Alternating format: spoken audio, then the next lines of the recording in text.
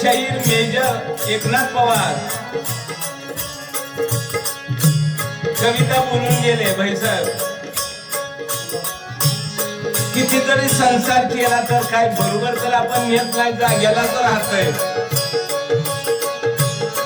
एकटंच आलो एकटंच जायचं, ह्यातनं काय संघ न्यायचा का काय आहे नाही का. आत्मज्ञान आत्मज्ञान आत्मज्ञान, पण आत्मज्ञान कधी मिळेल तुला, जेव्हा गुरुकडे जाशील तेव्हा.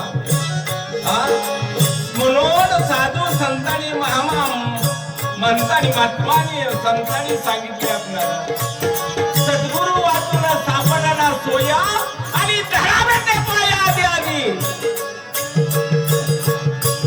गुरुदेवा ज्या ज्या ठिकाणी मन जाई माझे, त्या त्या ठिकाणी गुरुदेवा दोन्ही पाय तुझे. संसार यातना सोचे ना मला, दिन रातना चैतन्य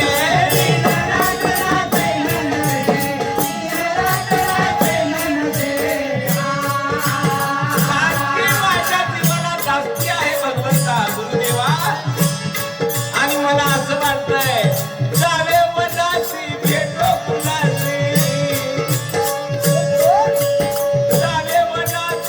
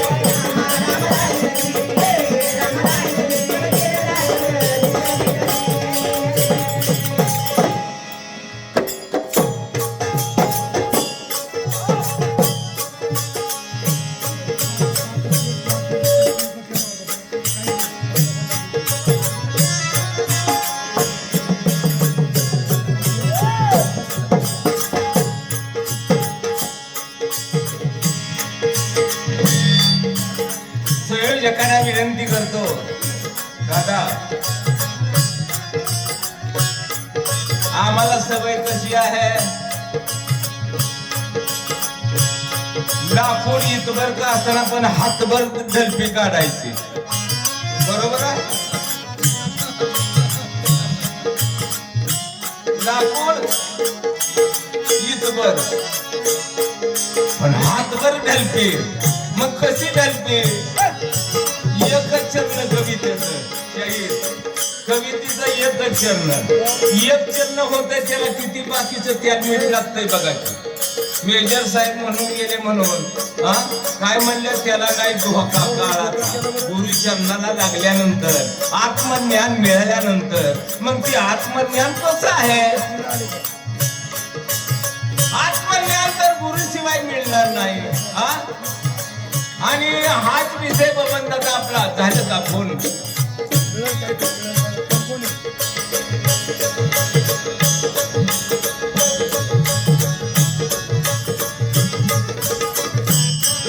दादा याच विषयावर आपला माचूर मध्ये झाला होता. नेवा माझे गायले म्हणले, ब्रह्मज्ञान माझं मुळीच नाही, आत्मज्ञान मग येईल कुठले. बरोबर आहे दादा? ब्रह्मज्ञानच नाही तर मग आत्मज्ञान येईल कुठले. म्हणून त्यावर कविता गायले तरी माझ्या काय कलगीवाल्या मित्रांनी म्हणजे नाही नाही नाही नाही, जेव्हा नेवा मान्या उठून म्हणला खरंय खरं तेव्हा बाकीची लोक बसली. बरोबर आहे? त्यात माझे बबनदादा उठले आणि त्यांनी सांगितलं आत्मज्ञान. आत्मज्ञान कसं झालं, आत्मज्ञान कुणाला कशा पद्धतीने झालं. मी श्रेष्ठांत एक दिला. कसा दिला? एक बिचारी म्हणजे माकडी नदीतनं अलीकडे येत होते. चहा गुपचूप द्यायचा, चहावाले पैसे कुणाला मागायचं नाही तर तुमच्या कालव्यात लक्ष चहाकडे पैशाकडे जात आहे, त्याच्यामुळं गुपचूप चहा द्या. आणि मग त्या माकडीनं मूल मान काकाला घेतलं होतं. नदीत शिरली, पावसाचा जोर होता,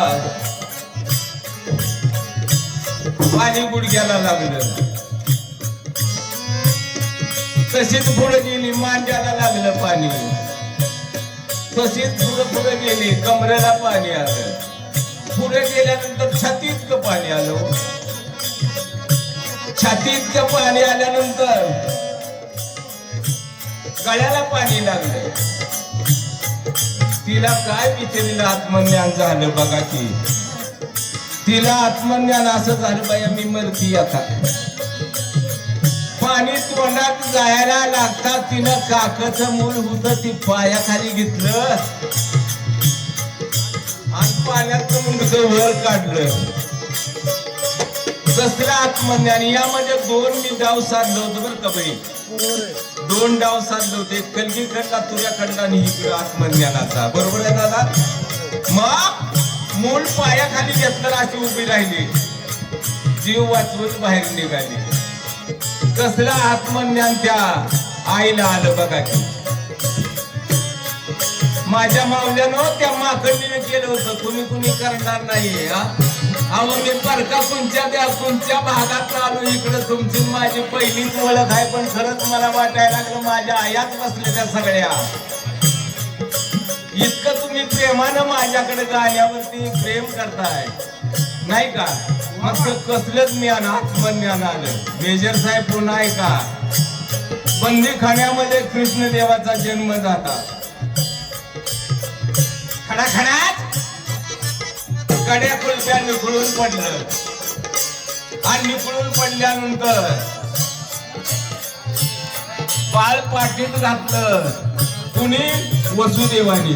वसुदेवानी बाळ पाठीत घातलं, डोक्यावरती घेतलं आणि नदीतून पलीकडे यशवतेकडे द्यायला निघाले.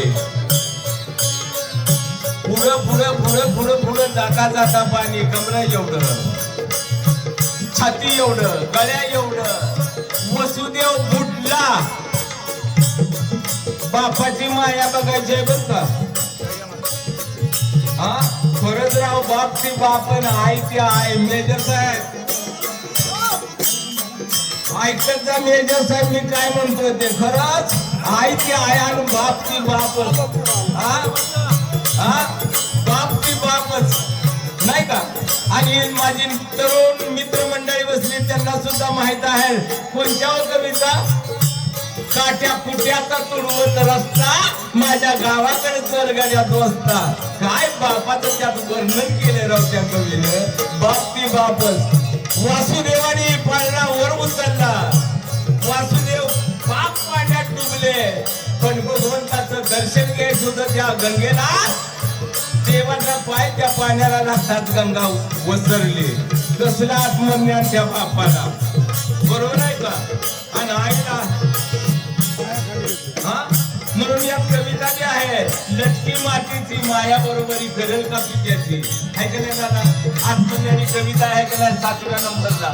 आणि म्हणून या ठिकाणी मगाच मी तुम्हाला बोललो काय होतं या गाणाऱ्यांचं टायमिंग एक तर थोडं आहे. लाकूड तर इथभर घेतलंय आणि कालपी तर हातभर निघायला लागले. अशामुळे टाइम जातोय. मला माफ करा संयोजकांनी. हा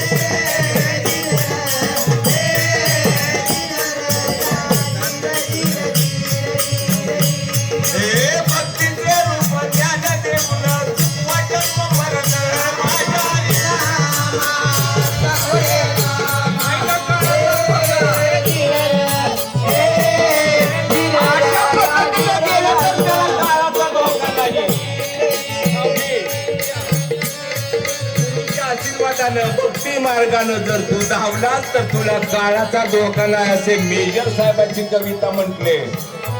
बरोबर आहे. आणि म्हणून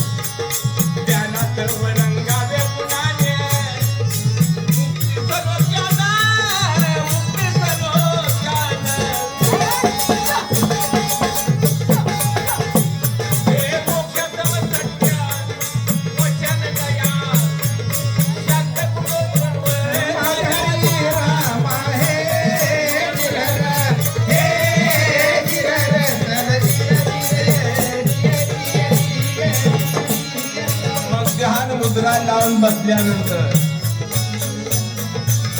मग आमचे बेलवंडीचे एकनाथ पवार म्हटले गुदस्थानी टाच लावल्यानंतर. बरोबर आहे. गुदस्थानी टाच लावल्यानंतर अनुष्ठानाला बसलाय नाही का. परंतु याने तोंड दावलं परंतु निम महागड ठेवलं. मग गुदस्थानी टाच लावून अनुष्ठानाला बसल्यानंतर सरपणी म्हणजे ती कुंडलनी. ते कुंडलनीचे 3.5 वेळे होऊन ज्या वेळेला ब्रह्मरंध्राला जाते दादा वर जाताना ओम, उलटी जाताना ओम आणि पुन्हा खाली येताना सोम. ओम नमः शिवाय, ओम नमः शिवाय. ऐका प्रमाण आहे, प्रमाण आहे, प्रमाण आहे. आणि मग अशा पद्धतीने जप चालू असताना काय सांगावं